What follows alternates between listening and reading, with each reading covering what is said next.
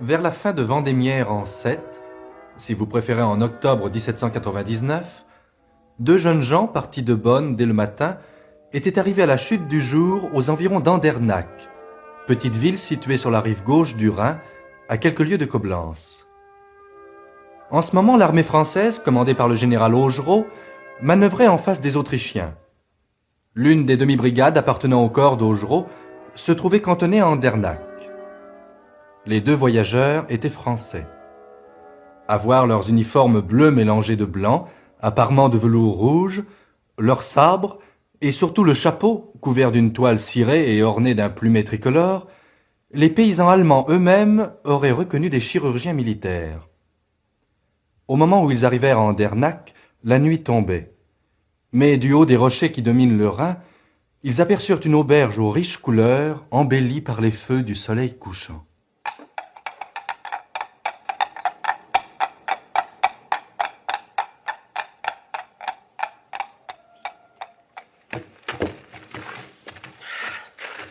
Franchement, je n'en espérais pas davantage. Cette auberge écarlate, juste au bord du Rhin, est inoubliable. Ah, mais voici l'explication. Regarde l'enseigne. Si je ne me trompe, cela signifie l'auberge rouge. Ah, bravo.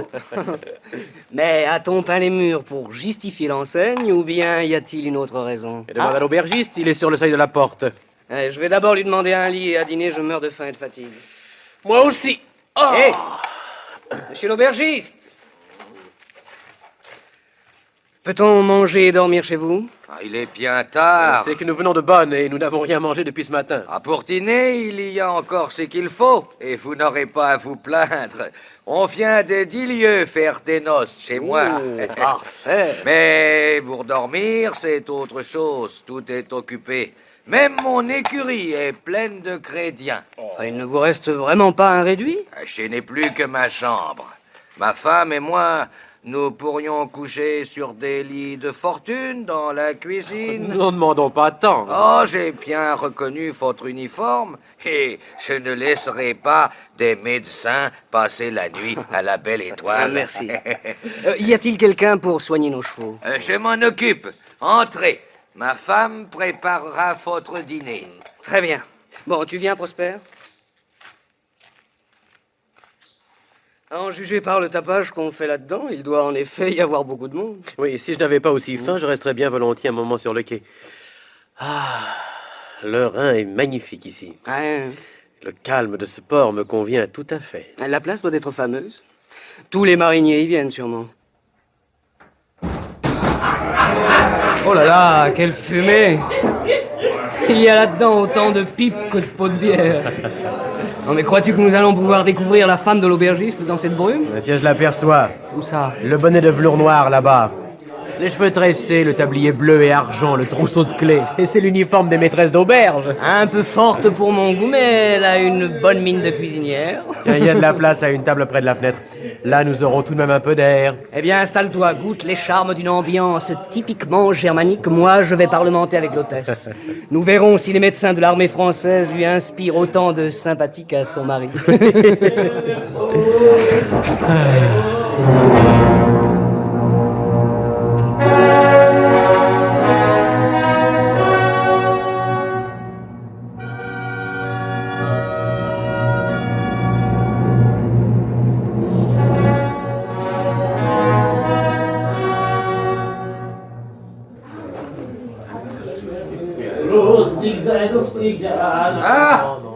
Voilà tout de même la journée qui se termine. Je crois que chacun a fini par trouver sa place. Tant mieux. Je viens voir si ces messieurs sont contents. Ah, votre vin du Rhin est excellent. Quand vous saurez goûter le poisson que je vous apporte, vous le trouverez encore meilleur. Vous boirez bien un verre avec nous. Ah, volontiers. Ma femme préfère aller se coucher dès le travail terminé. Moi, j'aime mieux respirer un peu. D'ailleurs, il faut que j'attende pour fermer la porte et les fenêtres. Tiens, il y a du mouvement sur le port. On dirait qu'un bateau vient d'accoster. Ah, c'est juste, j'entends les bateliers. Si c'est un client, je ne sais vraiment pas où je pourrais le loger. C'est pourtant un voyageur qui vient par ici. Les mariniers portent ses bagages. Je vais voir. Ce sera quelques commerçants que ces affaires auront poussé à naviguer aussi tard. Te voilà bien rêveur, Prosper. Non, je pense simplement que c'est notre dernière soirée de liberté. Demain, nous rejoindrons nos camps et nous serons soumis à la discipline. Sans doute, mais il était temps que nous arrivions. Le peu d'argent que j'avais commence à s'épuiser. Le mien aussi. Et pourtant, j'aurais préféré le laisser à ma mère. Elle en avait encore plus besoin que moi. Oh, ne t'inquiète pas, tu le lui rendras au centuple quand tu auras fait fortune. Bah, pas comment. Attends et saisis ta chance au passage. Pour le moment, à la guerre comme à la guerre. Tiens, veux-tu parier par exemple qu'il va nous falloir subir la compagnie de ce gros homme que l'hôtelier amène vers notre table? Vous pouvez laisser votre valise ici, avec vos autres bagages. Ah non, celle-là, j'ai la carte avec moi. Tout bien considéré, j'aime autant que les mariniers soient obligés de coucher sur leur bateau. Ils ne m'inspirent pas grande confiance. Et comme j'ai déjà eu l'honneur de vous le dire, je n'ai pas de lit pour vous-même. J'ai déjà donné ma propre chambre à ces messieurs qui sont médecins de l'armée française. Bonsoir, messieurs.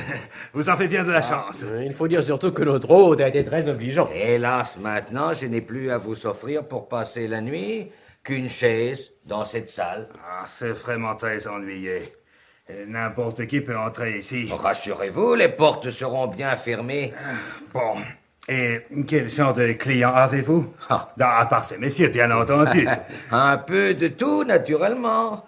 Surtout des mariniers. Ah, au moins pourrais-je manger? Bah, c'est qu'il ne me reste presque rien. Mais notre repas est très copieux, si vous voulez bien le partager. Ah, merci. Vous savez, je n'ai pas grand appétit, mais après un tel voyage, enfin, j'accepterai volontiers. Je vais vous chercher un couvert. Et quelques bonnes bouteilles, si ces messieurs me permettent de la leur offrir. Nous avons déjà bu pas mal de ce vin du Rhin. Il faut dire qu'il mérite la réputation que lui fait l'hôtelier. Alors, vous me tiendrez compagnie. J'ai entendu que vous étiez médecin. Je suis très heureux. Non, sous-aide chirurgien, simplement. Oui, nous n'avons pas fini nos études, mais la loi du général Jourdan a rendu la conscription obligatoire. Oui, il a fallu que nous nous engagions dans le service de santé, sinon nous aurions été appelés sous les armes et nous aimons mieux soigner que tuer. Et nous aurions été bien étonnés si l'année dernière on nous avait dit que nous terminerions nos études sur les champs de bataille. Hélas, nous vivons à une époque où notre destin peut être bouleversé d'un jour à l'autre. Et moi-même, je n'aurais jamais imaginé la semaine passée que je me trouverais aujourd'hui dans cet état. Seriez-vous malade? Oh non, Dieu merci, j'ai encore la santé. Je vous demande pardon, j'avais cru. Oui, les soucis, les fatigues donnent mauvaise mine. Ah, quand je pense qu'il va me falloir passer la nuit sur une chaise. Mais ne vous était-il pas possible de rester sur le bateau qui vous a amené? Oh, tout à fait impossible. Mais, bien que je ne connaisse pas cette auberge, j'aime encore mieux être ici. Et à ce propos, puisque nous sommes entre gens de confiance, pouvez-vous me dire si cet endroit vous paraît bien fréquenté? Bon, nous n'en savons rien, nous venons d'arriver. J'aurais plutôt cru que vous-même Ah auriez... non, je ne suis jamais venu ici. Et je n'ai pas l'habitude des aventures. Il ne me semble pas que ce soit une grande aventure que de descendre dans cette auberge. Je n'ai parlé que pour moi. Ma question a pu vous paraître bizarre, mais les malheurs rendent méfiant. Il faut vous dire que j'avais un œil vide, une manufacture d'épingles assez importante. Elle a été détruite par la guerre. Il ne me reste que les bagages que j'ai ici. J'espère que vous avez pu sauver ce que vous aviez de plus précieux. Oh, ce n'est qu'une bien faible partie de ce que je possédais. Ah, mais voici notre hôte. Ah. Il a l'air d'un pas forme, en effet. Hein. Ah, vous me direz des nouvelles de cette bouteille. Et voilà un couvert pour monsieur. Ce serait parfait si vous me trouviez aussi une chambre. Et je vous l'ai dit, j'ai donné la mienne à ces messieurs. Mais il y a 2 lits, mon camarade et moi nous pourrions en partager un et vous offrir l'autre. Oh, je ne dis pas non, si votre ami est d'accord. Mais oui, bien sûr. De mon côté, j'avais tout de même fini par trouver un matelas que j'aurais pu mettre par terre. Mais c'est encore mieux, je le prendrai. Mais il n'y a pas de raison. Si, après tout nous sommes militaires, j'en verrai bien un autre à partir de demain. Ah, je peux en dire autant. Oh non, nous n'allons pas faire assaut de politesse. Bon, ben, comme tu voudras. Alors, je vous remercie. Et j'élève mon verre à notre rencontre, qui me réconcilie un peu avec les gens humains. Peut-être cette nuit vais-je enfin dormir tranquille. Prosit. Prosit. Ah, pas mauvais. Hein? Pas mauvais. Je vous l'avais dit. Et maintenant, je vais préparer la chambre. C'est cela. Eh bien, jeune homme, qu'y a-t-il? Vous n'avez pas bu. Prosper. Eh bien, on te signale que tu as oublié de boire. Comment? Ah oui. Non, c'est que j'ai déjà bu pas mal. Hein. Excusez-le, je crois que votre pays le rend rêveur. L'ennui d'être loin des siens, peut-être aussi, hein. Oui, c'est cela. Je pensais à ma mère. Voilà un bon sentiment. Je la vois lisant sa prière du soir avant de se coucher. Elle ne m'oublie certes pas. Elle doit se demander où est son pauvre fils. Les mères s'inquiètent toujours à propos de leurs enfants, même quand ils sont devenus des hommes. Et il faut vous dire que nous avons l'un et l'autre perdu nos pères et que nous avons laissé nos mères seules à Beauvais. Je comprends. C'est très émouvant. Elles ont peut-être passé la soirée à jouer ensemble au piquet. Oui. Si ma mère a gagné quelques sous, elle va les mettre dans le grand pot de terre rouge où elle amasse la somme nécessaire à l'acquisition des 30 arpents enclavés dans son petit domaine de Lècheville. Ah, ils valent bien 60 000 francs. Si je les avais un jour, je vivrais toute ma vie à Lècheville sans ambition. Combien de fois mon père a-t-il désiré ces 30 arpents et le joli ruisseau qui serpente dans ces prairies-là? Hélas, il est mort sans pouvoir les acheter. Eh bien, c'est à vous de réaliser son vœu.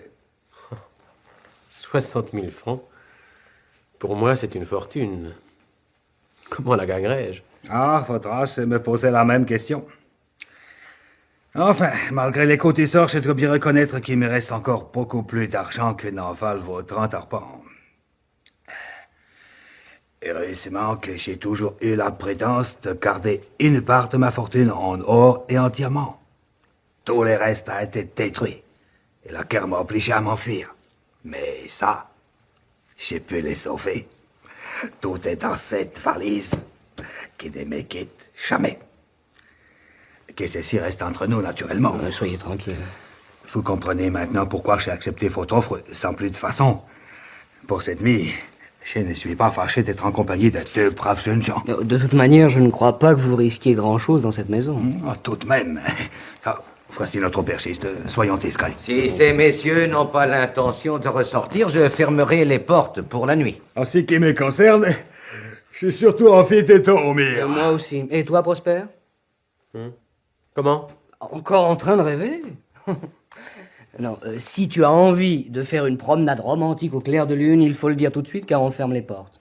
Non, merci. Remarquez qu'il est toujours possible d'ouvrir de l'intérieur.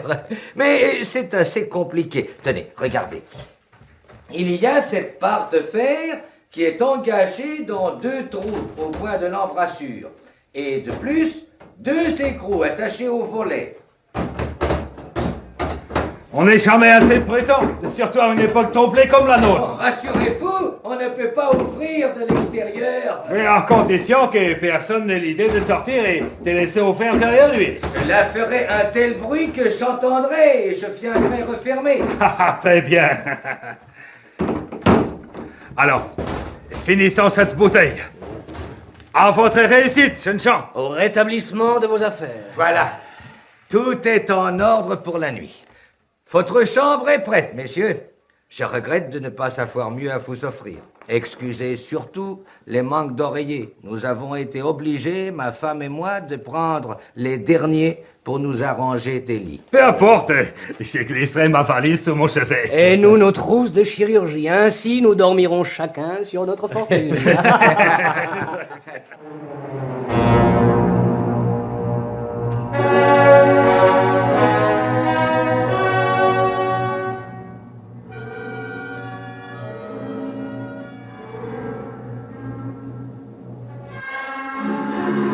Nous dormirons chacun sur notre fortune.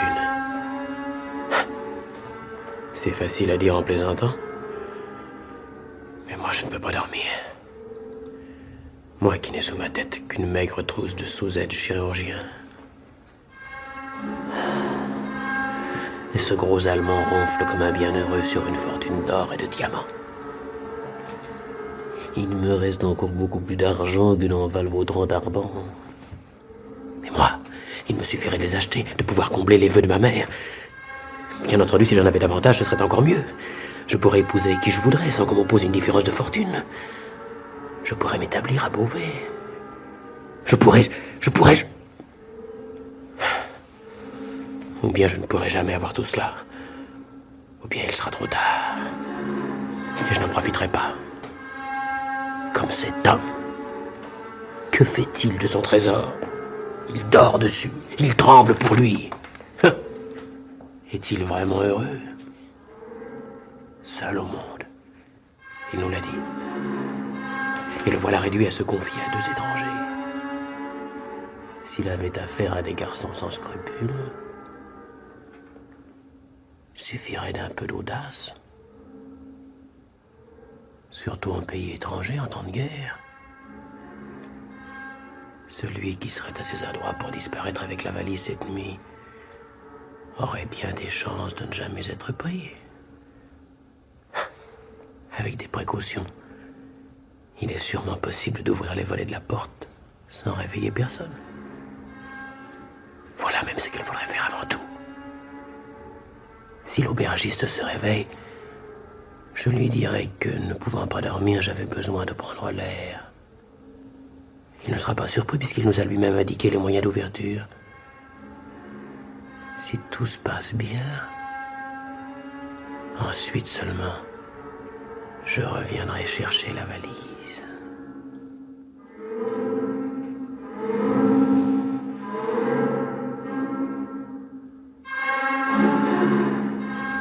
La valise. La valise. Impossible. Mais je suis fou. J'ai trop bu de ce vin. Comment puis-je avoir de telles idées? Impossible de prendre la valise sans réveiller cet homme. Il criera, il appellera, je serai perdu. Alors, je ne peux pas risquer cela.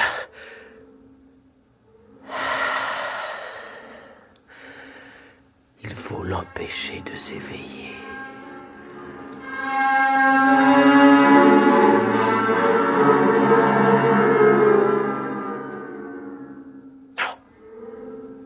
Non, je ne peux pas le faire. C'est autre chose. Et si j'étais combattant, au lieu d'être chirurgien, il faudrait bien que je tue des Autrichiens. Oui, mais loyalement. Les armes à la main. Ou bien par surprise. Comme cela arrive aux avant-postes. Et ce seraient des jeunes gens pleins d'avenir et de santé. Tandis que ce gros homme est usé, c'est évident. Le souffle court. Il aurait une maladie de cœur. Trop travaillé, trop vécu. Seul au monde. Qui se souciera de sa disparition? Il suffira d'offrir un peu d'or au batelier pour traverser le Rhin, passer en Autriche.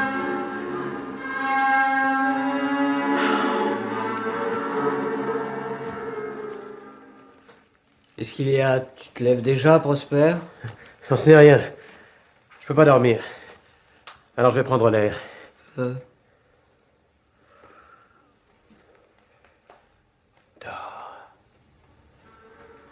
Toi qui as la chance de ne pas rêver.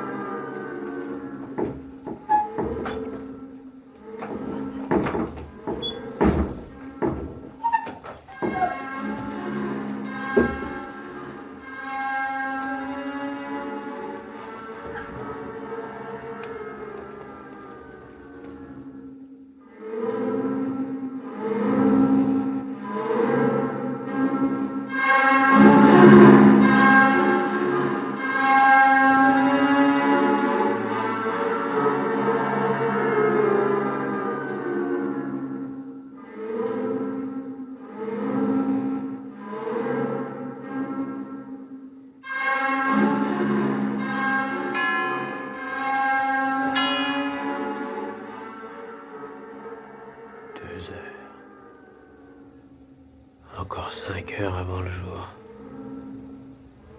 J'ai tout le temps d'être loin quand les gens d'ici s'éveilleront. Surtout par une aussi belle nuit.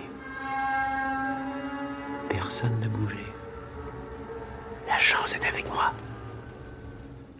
Maintenant, il n'y a plus qu'une chose à faire. Il ne s'agit pas de rêver, mais d'agir vite. N'importe qui pourrait hésiter, se tromper, mais moi, n'ai-je pas appris à me servir d'un scalpel?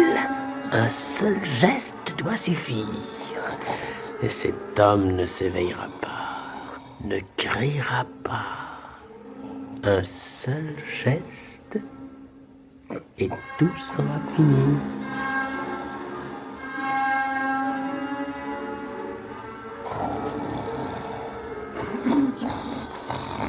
Un grotesque s'enflammant. Ce cou énorme. Ce visage affaissé.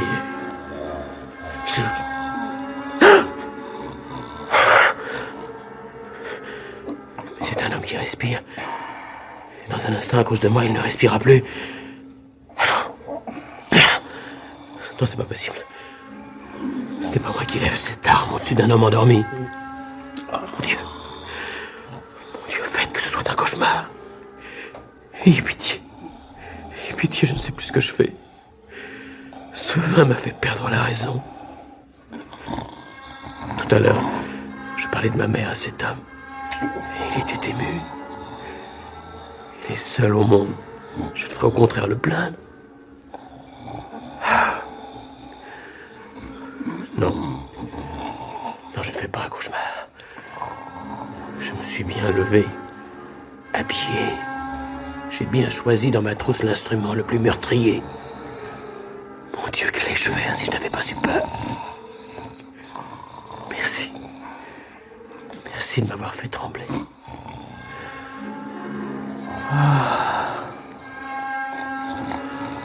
Oh, dormir. Dormir. Et demain me réveiller avec la certitude de n'avoir fait qu'un rêve horrible.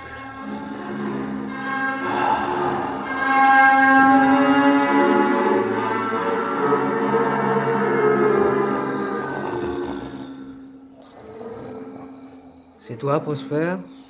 Oui, oui, tu le sais bien. Je me recouche.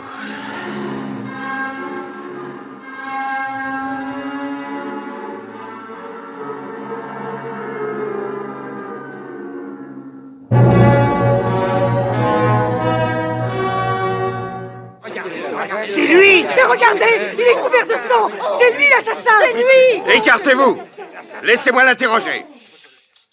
Alors c'est toi. Eh bien, réponds. C'est toi qui as égorgé cet homme? Il va se trouver mal, attention! Drôle d'assassin qui tourne de l'œil. Capitaine, il est impossible d'interroger cet homme en ce moment. Mais docteur, c'est un criminel. Il faudra en être certain. De toute manière, il n'est pas en état de répondre. Eh bien, qu'on l'emmène en prison. Un sacré lâche. Essaie de marcher ferme, au moins. Tu déshonores l'uniforme républicain. Soutenez-le et écartez la foule. Allez, marche donc, sacré carabin, t'as pas honte?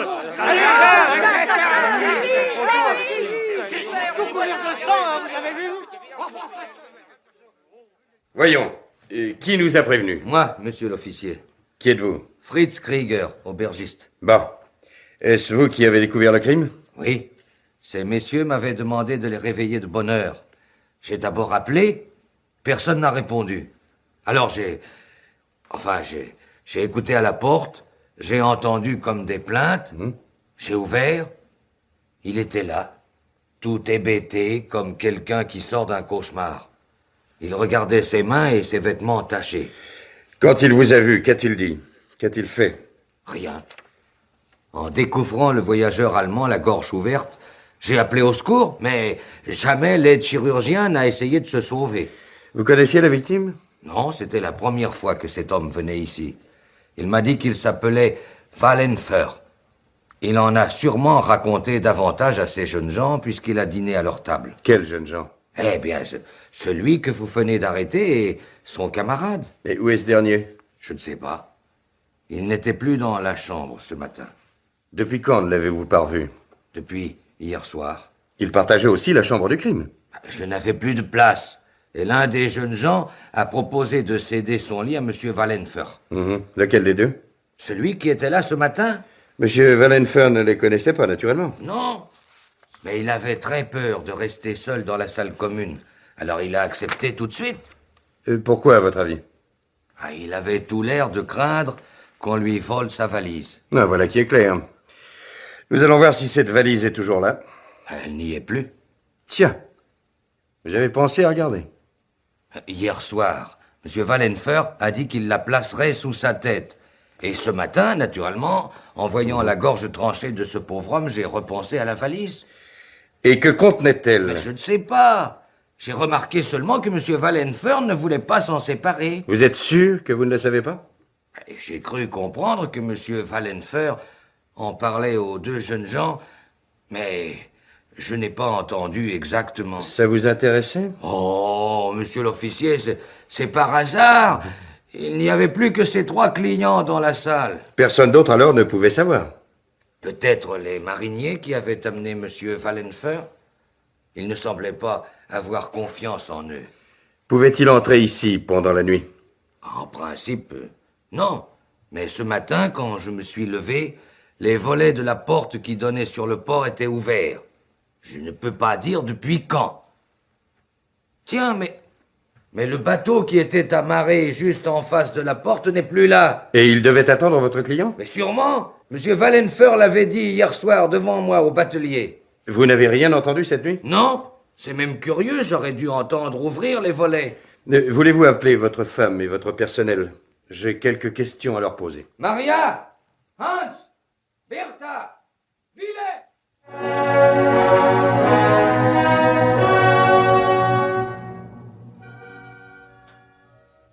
Prosper Magnan, n'ayant pu fournir jusqu'alors aucun argument pour votre défense, vous êtes accusé d'avoir tranché dans la nuit du 11 au 12 octobre 1799 la gorge d'un voyageur allemand nommé Wallenfer.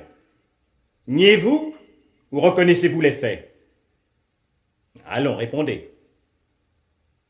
Je ne sais pas, mon général. Vous feriez bien d'abandonner ce système de défense. Nous n'avons pas de temps à perdre. Ce conseil de guerre s'est réuni aujourd'hui même parce qu'après-demain, notre division doit se porter en avant.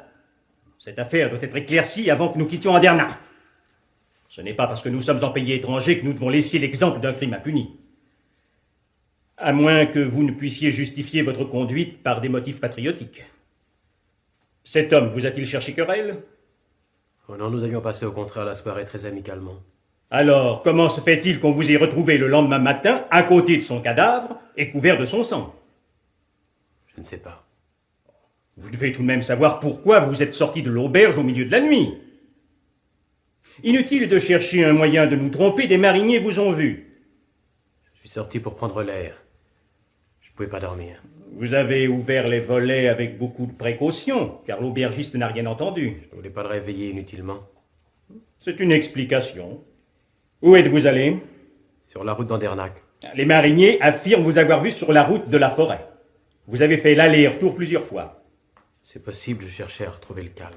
À leur avis, vous transportiez plutôt votre butin pour aller le cacher. C'est stupide, pourquoi aurais-je pris cette peine? Eh bien, continuez. Vous vouliez dire sans doute que vous n'avez pas eu besoin de faire plusieurs voyages pour transporter une simple valise. Je ne l'ai pas prise. Mais vous savez tout de suite de quoi je veux parler. Il n'y avait qu'une valise dans la chambre, celle de M. Wallenfer. Et vous saviez ce qu'elle contenait? Oui. M. Wallenfer nous l'avait confiée au cours du dîner. Que contenait-elle? De l'or et des diamants. De quoi vous empêcher de dormir, peut-être. Un fait demeure. Cette valise a disparu. Mais je ne l'ai pas touchée. C'est donc votre camarade qui l'a emportée. Oh non! Frédéric n'est pour rien dans cette affaire. Vous semblez en être bien sûr. Je suis sûr de son honnêteté. Pourtant, il nous faut trouver un coupable entre vous, votre camarade, l'aubergiste et sa femme. Vous avez bien refermé les volets de l'intérieur quand vous êtes revenu de votre promenade. Oui. On dirait que vous hésitez. Non, j'ai bien refermé les volets en revenant. Mais dans ce cas, personne n'a pu venir de l'extérieur, et les mariniers sont hors de cause. À l'intérieur, il n'y avait que vous, votre camarade et l'aubergiste qui connaissiez l'existence de la valise. Mais les résultats de l'enquête semblent écarter l'aubergiste. Eh bien, vous ne demandez pas pourquoi? Cela ne vous intéresse pas? Ou bien, vous savez à quoi vous en tenir? Non, je ne sais pas. Je cherche à comprendre ce qui s'est passé. C'est épouvantable. Les témoignages sont en faveur de l'aubergiste. On se demande d'ailleurs comment il aurait eu l'audace de venir assassiner un homme dans votre chambre. Mais il y a un fait décisif. À qui appartient ce scalpel? Il me semble Il me semble que c'est le mien. Il n'y a même aucun doute. La trousse de votre camarade est intacte, et cet instrument qui a servi à commettre le meurtre manque dans la vôtre. Qui a pu prendre ce scalpel? Je ne sais pas. Enfin, vous seul, puisque vous aviez glissé votre trousse sous la tête de votre matelas, à défaut d'oreiller. Mais si vous avez une explication à fournir, nous vous écoutons. Je ne sais pas. Encore une fois, je vous répète que ce système de défense ne vaut rien. La vérité est évidente. Vous n'avez pas réussi à prendre la valise sans éveiller son propriétaire. Alors, vous avez égorgé ce dernier. C'est alors que l'aubergiste est venu et vous a surpris. Votre camarade, plus avisé, a trouvé le moyen de s'enfuir. Non, Frédéric n'a rien fait. Pourquoi a-t-il disparu? Nous n'avons trouvé aucune trace de lui, ni au camp, ni dans la ville. Je ne sais pas, mais il est incapable de faire une chose pareille. Lui qui dormait si paisiblement cette nuit. Je comprends pas. Sans doute a-t-il pris peur. Oui, c'est ça, il a dû s'éveiller le premier, il a découvert le cadavre, il a été pris de panique. Comme moi d'ailleurs lorsque l'aubergiste m'a réveillé. Vous ne voulez pas nous faire croire qu'on a pu assassiner et voler M. Wallenfer dans votre chambre sans que vous vous en aperceviez. Mon Dieu, c'est effroyable. Qu'est-ce que vous dites? Parlez assez fort pour que nous vous entendions. Il me semble pourtant que vous avez quelque chose à dire. Et à quoi bon hésiter? De toute manière, vous encourez en ce moment le châtiment le plus grave. Enfin, vous n'avez toujours pas expliqué comment ce scalpel a pu sortir de votre trousse si ce n'est pas vous qui vous en êtes servi. C'est moi qui l'ai sorti. Pourquoi? J'avais l'intention de m'en servir. Pouvez-vous préciser à quel usage? Je n'en ai rien fait, j'ai dû le jeter. Vous avez jeté votre scalpel? Mais enfin, j'ai dû le laisser tomber, quoi. Ainsi, vous avez pris cet instrument dans votre trousse, et, n'en ayant rien à faire, vous l'avez abandonné n'importe où au lieu de le ranger. Oui. Vous voudriez nous faire croire qu'un inconnu a pu le ramasser et commettre le crime. Je ne sais pas. Oh mon Dieu, si je pouvais savoir la vérité. Vous vous moquez de nous. Si vous avez autre chose à dire, ne perdez pas de temps. Sinon, nous sommes obligés de conclure que vous êtes coupable, vous et votre camarade. Non, pas lui. Pourquoi? Si vous l'aviez vu dormir, vous comprendriez que cet argent ne le tourmentait pas. Tandis que vous, c'est ce qui vous empêchait de dormir. Oui. Et maintenant, je suis puni d'avoir eu ces pensées. Quelles pensées? Comme vous voudrez. Après tout, ce ne sont pas vos songes qui nous intéressent, mais ce que vous avez fait. Non, c'est pas possible. Non, c'est pas moi. J'ai eu l'intention, oui. Mais je me suis arrêté. Je me souviens parfaitement. J'ai jeté mon scalpel. Et je me suis laissé tomber sur mon matelas en appelant le sommeil de toutes mes forces. Comme il ne venait pas, j'ai eu peur d'être repris par cet affreux cauchemar. Et je suis sorti, j'ai marché longtemps, jusqu'à ce que le calme et la beauté de la nuit me rendent toute ma raison. Alors je suis rentré. Et je me suis endormi. Parlez plus clairement. Quelle intention aviez-vous? Celle de tuer ce voyageur, n'est-ce pas? Oui. J'avoue que j'ai fait une sorte de rêve, éveillé. Sans doute sous le coup du vin que nous avions bu. Vous étiez ivre? Oh non. Mais nous avions bu copieusement. Chacun réagit à sa manière. Frédéric et M. Wallenfer avaient sombré lourdement dans le sommeil. Moi, je pensais. Comme malgré moi. Il ne suffit pas de rêver pour tirer un instrument d'une trousse. Il me semble bien voir maintenant l'usage que vous vouliez en faire. Je vous jure que je n'ai pas frappé, mon général. J'ai vu tout à coup ce que j'étais en train d'accomplir. Brusquement, je me suis trouvé dégrisé. Tremblant. J'étais sur le point de réveiller cet homme pour lui demander pardon. Vous n'êtes tout de même pas allé jusque-là. Je parle sincèrement. Admettons qu'à ce moment, la peur vous ait fait reculer. C'est alors que vous êtes sorti, dites-vous. Oui. Et dans votre trouble, vous avez pensé à prendre des précautions infinies pour ouvrir les volets. Et l'aubergiste a déclaré qu'il fallait vraiment agir très lentement et avec beaucoup de calme pour éviter de le réveiller. J'avais ouvert auparavant. Pourquoi? Pour être sûr de pouvoir m'enfuir sans difficulté. Vous aviez donc un plan nettement arrêté. Puisque j'agissais dans un rêve, Comme un somnambule. Inutile de chercher une excuse dans votre état de santé, le major qui vous a examiné assure qu'il est excellent. D'ailleurs, le crime n'en demeure pas moins, et doit être puni pour l'exemple. Mais je ne cherche pas d'excuses.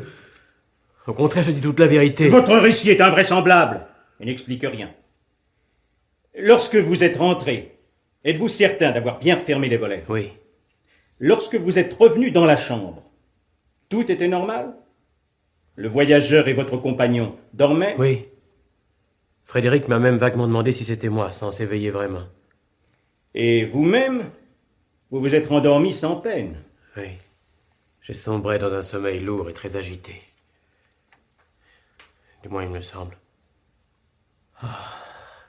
Je voudrais tant me rappeler Quoi? ce qui s'est passé. Puisque vous dormiez. Et parfois, on peut avoir une demi-conscience des choses. Mais... Non, je ne sais pas. Mais nous avons une certitude. Wallenfer a été assassiné et sa valise volée. Le coupable est l'un de vous deux. Et sans doute êtes-vous complice. Non, notre amitié date de l'enfance. Je suis sûr que Frédéric est innocent. Parce que vous savez que vous êtes coupable. Sinon, vous n'auriez pas cette assurance. Non, pour la dernière fois, n'espérez pas innocenter votre camarade sans vous accuser.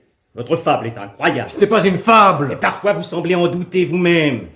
Alors, qu'est-ce qui prouve que vous ne vous trompez pas?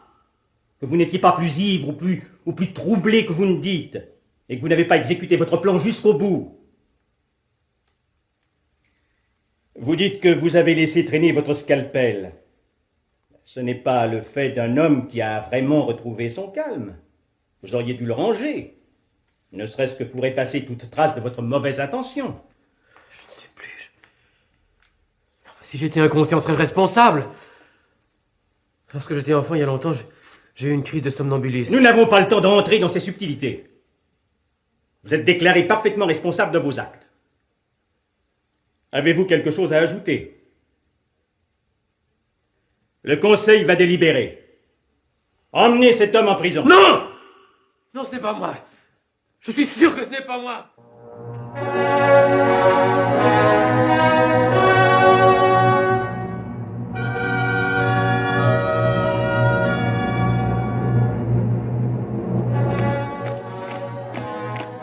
Le temps! Halte!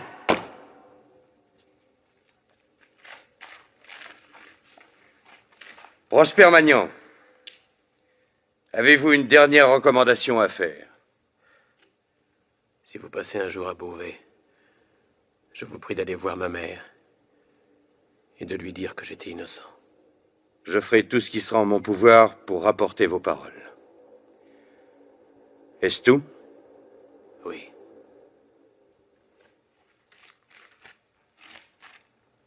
Garde-vous! Portez! Hop! En joue! Feu!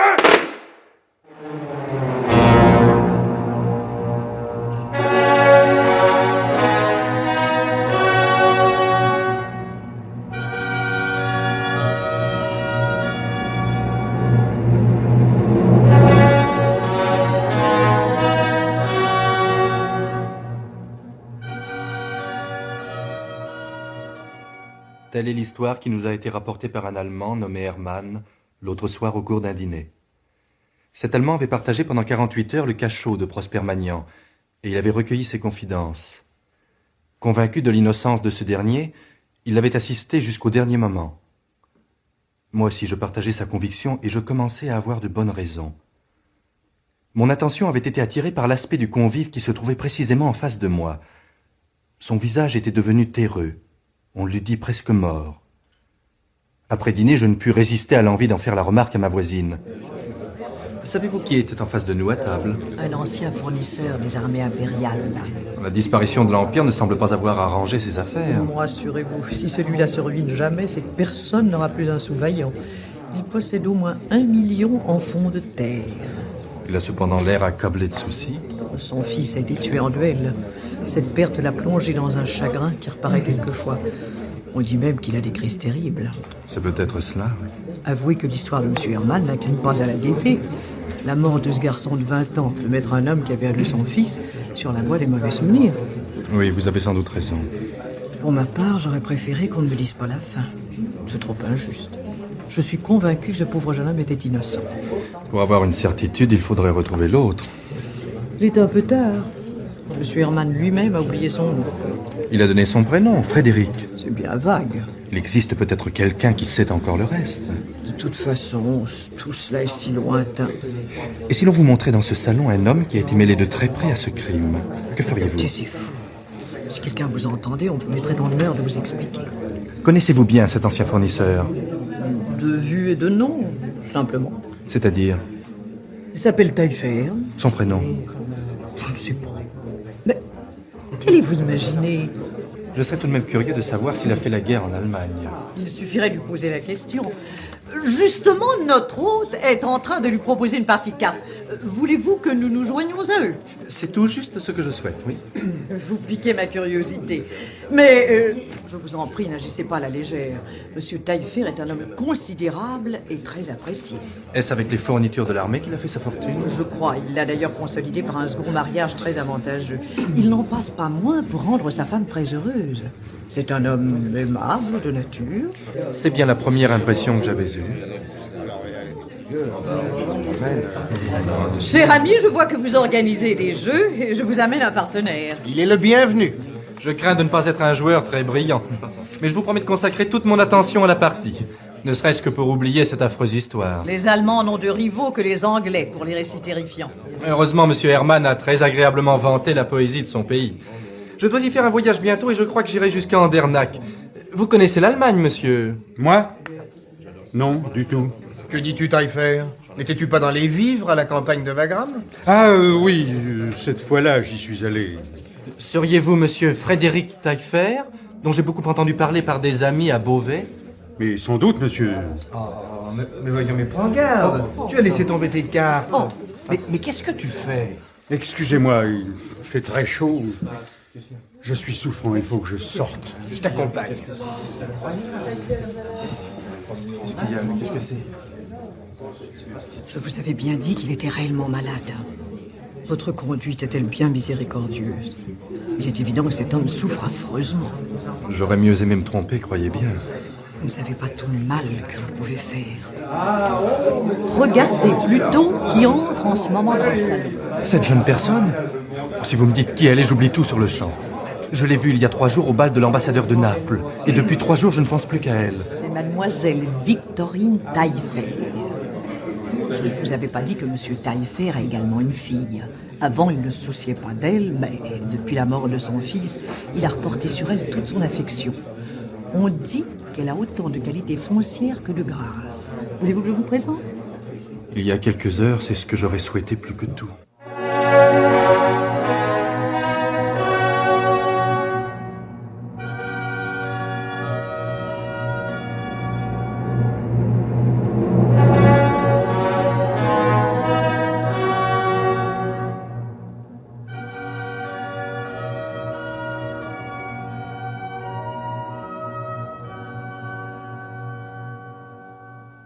Monsieur Taillefer, je vous demande pardon, monsieur. Pourriez-vous m'accorder un moment d'entretien? Eh bien, j'écoute. J'ai tout fait pour oublier mademoiselle Taillefer. En particulier un voyage en Allemagne. Vous ne me demandez pas pourquoi j'ai cherché à l'oublier? Parce qu'elle ne vous encourage pas, je suppose. Au contraire, je viens d'avoir la certitude qu'elle souffre de mes hésitations. Et s'il n'y avait pas d'autre obstacle... Ce n'est pas ici que nous devons avoir cet entretien. Demain, je n'aurais peut-être plus le courage de vous parler aussi franchement. Vous étiez le compagnon de Prosper Magnan, n'est-ce pas? Où voulez-vous en venir? Je voudrais faire le bonheur de votre fille et le mien. Mais vous comprenez quelle pensée me tourmente. Il faut que je sache exactement ce qui s'est passé autrefois à Andernach. Vous n'avez pas le droit de me demander cela. Je vous jure d'en garder à jamais le secret. Ne serait-ce que pour épargner votre fille. Mais je ne pourrais pas vivre auprès d'elle dans le doute. J'aurais trop peur de me trahir et de la faire souffrir. Mais elle n'est pas responsable... Pour que vous me disiez cela, il faut que j'ai deviné juste. C'était vous. Moi seul. Et maintenant, laissez-moi en paix. Vous êtes jeune, vous ne savez pas quel prix le temps nous fait payer. Je ne juge personne. Vous direz à Victorine que j'étais un sot orgueilleux à qui votre fortune a fait peur. Elle ne me reverra jamais.